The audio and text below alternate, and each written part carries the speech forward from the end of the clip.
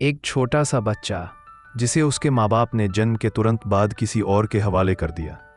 एक ऐसा लड़का जिसे स्कूल की पढ़ाई से नफरत थी, जिसने कॉलेज छोड़ा, पैसा नहीं था लेकिन सपना बड़ा था। यही था स्टीव जॉब्स। वो लड़का जो कभी एक गैराज में कंप्यूटर बनाया करता था, आज दुनिया के सबसे बड़े टेक्नोलॉजी ब्रांड एप्पल का जनक बन गया। पर दोस्तों, ये कहानी सिर्फ सफलता की नहीं है, ये कहानी है हार, तकलीफ, रिजेक्शन और कमबैक की। स्टीव को उनके जन्म के बाद असली माँ बाप ने गोद देने का फैसला लिया। उनका बचपन कुछ खास नहीं था। वो अक्सर स्कूल में बोर हो जाते थे। उन्हें लगता था कि ये सिस्टम उनकी सोच के लायक नहीं।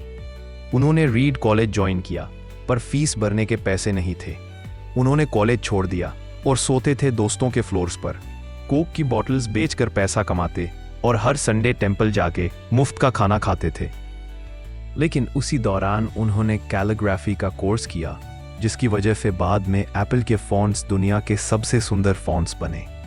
1976 में स्टीव ने अपने दोस्त वोज़नियाक के साथ मिलकर एक गैराज में एप्पल कंप्यूटर बनाया। उन्होंने एक सिंपल आइडिया पे काम किया, कंप्यूटर सबके घर तक पहुंचना चाहिए। वो बस एक नया डिज़ाइन नहीं ला रहे थे, वो एक नई सोच ला रहे थे। लेकिन सक्सेस आई तो प्रॉब्लम्स भी आई। 1985 में उन्हें उनकी ही बनाई हुई कंपनी एप्पल से निकाल दिया गया। सोचो, जिस सपने को तुमने जन्म दिया हो, वही सपना तुमसे छीन लिया जाए। उन्होंने कहा था, मैं सड़क पर आ गया था, मुझे समझ नहीं आ रहा था कि अब क्या करूं। लेकिन यही उनकी सबसे बड़ी ताकत बनी। उन्होंने हार नहीं मानी। उन्होंने एक नई कंपनी शुरू की, नेक्स्ट, और एक एनिमेशन स्टूडियो बनाया, पिक्सार, जिसे बाद में टॉय स्टोरी जैसे सुपरहिट फिल्म बनाकर दुनिया का सबसे बड़ा एनिमेशन ब्रांड बना दिया। और जब एप्पल को समझ आया कि स्टीव के बिना वो कुछ नहीं, तो उसी एप्पल ने 1997 में स्टीव को वापस बुला लिया। और फिर शुरू हुई वो रेवोल्यूशन जिसने दुनिया का नजरिया बदल दिया।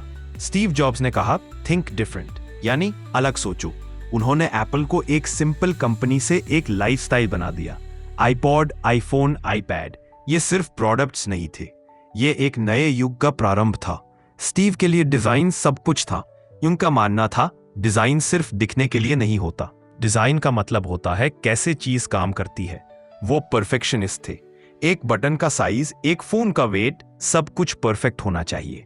उन्होंने दुनिया को सिखाया, excellence is not an act, it's a habit. Steve jobs को 2003 में कैंसर हुआ। उन्होंने उस बीमारी के सामने भी कभी घुटने नहीं टेके। लेकिन 2011 में उन्होंने इस दुनिया को अलविदा कह दिया। अपनी आखिरी स्पीच में उन्होंने कहा, आपका समय सीमित है, इसलिए किसी और की जिंदगी जीने में उसे बर्बाद मत करो। उन्होंने हमेशा दिल की सुनी, अपने पैशन के पीछे भागे और दुनिया को वो दिया जो कभी किसी ने सोचा भी नहीं था।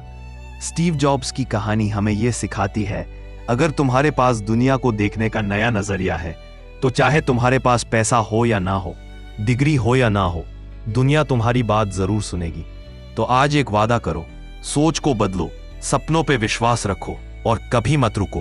क्योंकि अगर एक लड़का जिसे दुनिया ने ठुकरा दिया था, वो दुनिया का डायरेक्शन बदल सकता है, तो तुम भी बदल सकते हो अपना तल, अपना प्रेजेंट और अपना फ्यूचर। अगर ये कहानी ने तुम्हारे अंदर कुछ जगाया हो, तो वीडियो को लाइक करो, कमेंट करो और किसी ऐसे दोस्त को भेजो जो अभी स्ट्रगल में है पर सपने देखता है। और हाँ, ऐसे ही पावरफुल कहानियों के लिए आइडियाज अनलॉक्ड को सब्सक्राइब करना मत भूलना। मिलते हैं अगले वीडियो में, तब तक के लिए स्टे हंग्री, स्टे फूलिश।